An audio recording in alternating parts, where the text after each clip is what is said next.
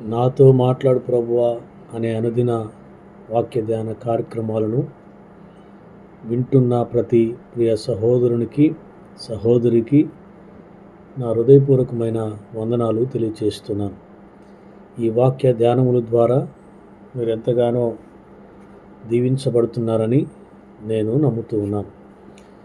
ఈ ఉదయకాల ధ్యాన నిమిత్తమై దేవుని వాక్యాన్ని మనం చదువుకుందాం. ద్వితీయోపదేశకాండం 31వ అధ్యాయం 8వ వచనం. నిబ్బరము కలిగి ధైర్యముగా ఉండుడి, భయపడుకుడి, వారిని చూసి దిగులు పడకుడి, నీతో కూడా వచ్చువాడు నీ దేవుడైన యెహోవాయే. ఈ మాట వృద్ధాప్యంలో ఉన్న మోషే యోర్దాను యువతల యెహోషువతో అంటున్న మాట. యెహోషువ నాయకత్వంలో నడిపించబోయే ఇశ్రాయేలీయుల ప్రజల సంఖ్య సుమారు 20 లక్షల మంది, 2 మిలియన్ల జనాభా ఉంటుందని చరిత్రకారుల అభిప్రాయం. ఈ 20 లక్షల జనాభాను వెంటపెట్టుకొని యోర్దాను యువతల నుండి అవతలకు, ఆ తరువాత దేవుడు వాగ్దానం చేసిన స్థలమునకు వారిని క్షేమంగా తీసుకొని వెళ్ళాలి. ఈ ప్రయాణంలో ఎన్నో యుద్ధాలు చేయాల్సి ఉంటుంది, ఎన్నో పోరాటాలు ఉంటాయి. 20 లక్షల ప్రజల బాగోగులు యెహోషువ చూసుకోవాలి. అనుభవ జ్ఞానం కలిగిన మోషే యెహోషువ వెంట ఇక నుంచి ఉండడు. యెహోషువయే ఒంటరిగా తన నాయకత్వంలో ముందుకు సాగాలి. యోర్దాను అవతల బిగ్ టాస్క్ ఉన్నది. యెహోషువ వీటన్నిటిని బట్టి ధైర్యం సడలినప్పుడు మోషే యెహోషువను బలపరుస్తూ ఉన్నాడు.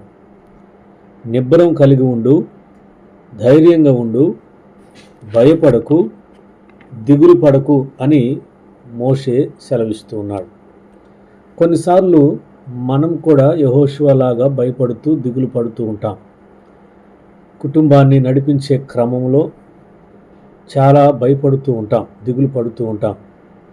పిల్లల చదువులు ఎట్లా, పిల్లల పోషణ ఎలాగూ, వారి భవిష్యత్తు గురించి, వారి ఉద్యోగాల గురించి, వారి వివాహాల గురించి, మరో ప్రక్క జీవితంలో ఎదురయ్యే పోరాటాలు, యుద్ధాలు, శోధనలు ఎలా జయించాలి, కుటుంబాన్ని ఎలా క్షేమంగా అద్దరికి తీసుకొని వెళ్ళాలి. సలహా ఇచ్చే పెద్దలు లేరు. ఒంటరిగానే యెహోషువలాగా 20 లక్షల మంది ప్రజలను వెంటబెట్టుకొని ముందుకు సాగిపోనట్లుగా పరిస్థితులు ఉన్నాయి.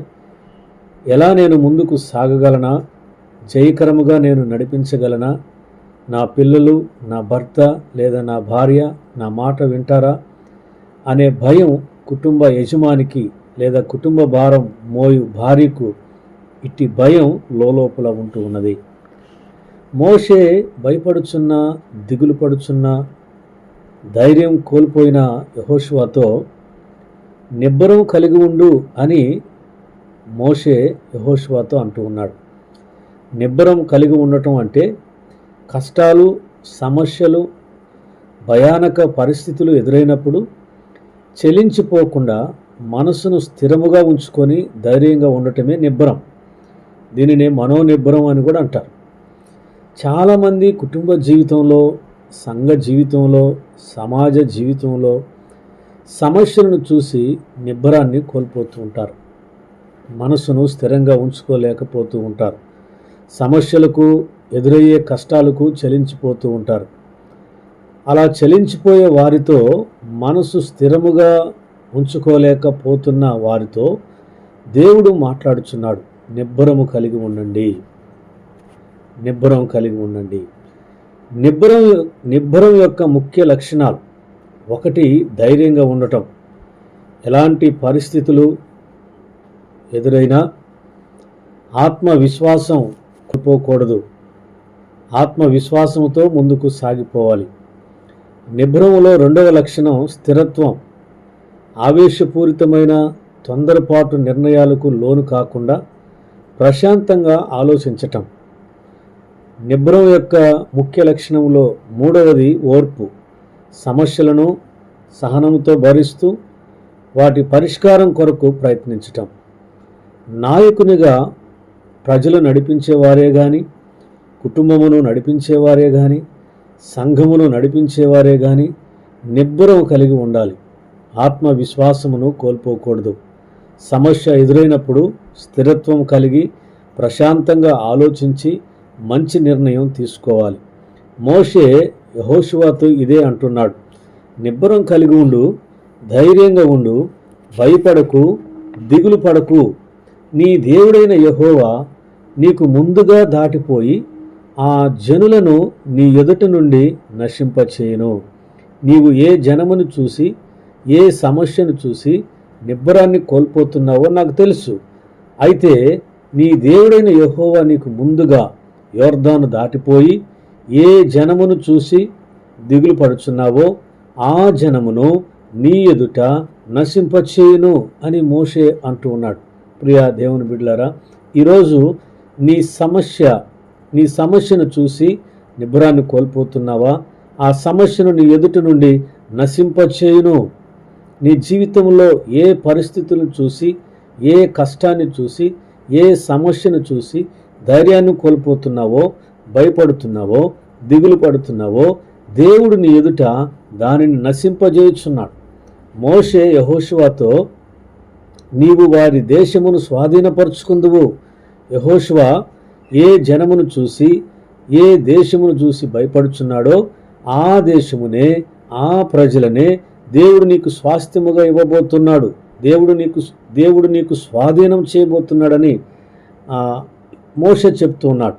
అంతేకాదు ప్రియ దేవుని బిడ్డలారా, మోషే అంటున్నాడు, ఆయన నీతో కూడా వచ్చును, ఆయన నిన్ను విడువడు, ఎడబాయుడు. కాబట్టి యెహోషువ నిబ్బరంగా ఉండు, ధైర్యంగా ఉండు, దిగులు పడకు, భయపడకని యెహోషువను మోషే ధైర్యపరుస్తున్నాడు. ప్రియ శ్రోతలారా, నీ వ్యక్తిగత జీవితంలో, నీ కుటుంబ జీవితంలో ఏ విషయాలు మరి ఆందోళన కలిగిస్తూ ఉన్నాయో, ఏ విషయాల కొరకై దిగులు పడుచున్నావో, ఏ విషయాలు నిబ్బరాన్ని కోల్పోయేటట్లు చేస్తున్నాయో, ఏ విషయాలు దిగులు పడుచున్నావో వాటన్నిటినీ నీ ఎదుటే నశింపచే శక్తి కలిగిన దేవుడు నీతో కూడా వచ్చుచున్నాడు. నీకు ముందుగా ఆయన నడుచుచున్నాడు. కాబట్టి భయపడవద్దు, దిగులు పడవద్దు, ధైర్యంగా ముందుకు సాగి వెళ్ళు. దేవాతి దేవుడు నీకు తోడుగా వచ్చును. ప్రార్థన చేసుకుందాం. పరిశుద్ధుడా, ప్రేమ కలిగిన మా తండ్రి, మా దేవా, నీకు వందనాలు. ఉదయకాలమందు మా మధ్యకు తీసుకొచ్చిన లేఖన భాగాన్ని బట్టి స్తోత్రం. ఆనాడు మోషే నైనా యెహోషువను బలపరిచినట్లుగా ఈ ఉదయకాలం మమ్ములను మీరు బలపరిచినందుకు స్తోత్రాలు. మోషే యెహోషువతో నిబ్బరం కలిగి ఉండు, ధైర్యంగా ఉండు, దిగులు పడకు, భయపడకు. నువ్వు ఏ విషయాలను చూసైతే భయపడుతున్నావో, ఏ జనమును చూసైతే భయపడుతున్నావో వారిని నీ ఎదుటే దేవుడు నశింప చేయబోచున్నాడు.